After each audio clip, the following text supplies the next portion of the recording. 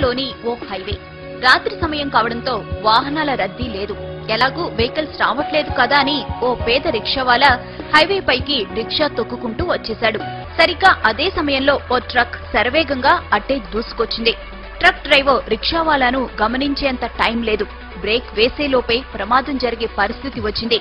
సరిగ్గా అదే సమయంలో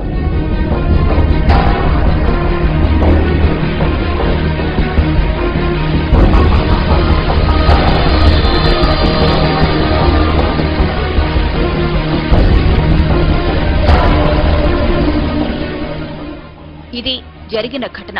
ట్రక్ డ్రైవర్ ఖచ్చితంగా ప్రమాదం జరిగిందని, తాను ఎవరినో గుద్దేశానని భావించి గబగబా ట్రక్ దిగి వచ్చాడు. అటు ఇటు అంతా చూశాడు. ఎక్కడా ఏమీ లేదు. ప్రమాదం జరిగిన ఆనవాళ్లు లేవు. అసలక్కడ ప్రమాదం జరిగితే కదా.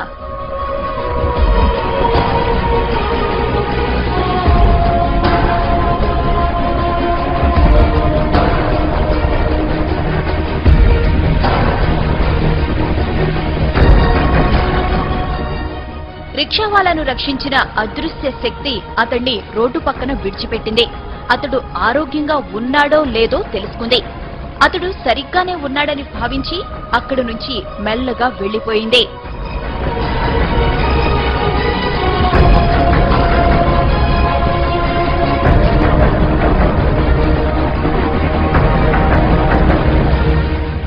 ఇంతకీ ఆమె ఎవరు?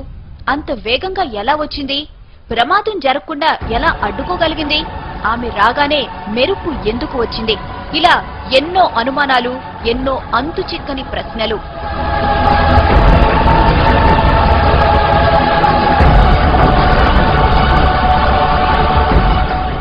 అంత వేగంగా మెరుపులా వచ్చింది కాబట్టి ఆమె ఖచ్చితంగా గ్రహాంతర వాసేనంటున్నారు కొందరు. గ్రహాంతర వాసే అయితే ప్రమాదం జరుగుతుందని ముందే ఎలా ఊహించిందని ప్రశ్నిస్తున్నారు ఇంకొందరు. అసలు గ్రహాంతర వాసికి మనిషిని రక్షించాల్సిన అవసరం ఏముందంటున్నారు.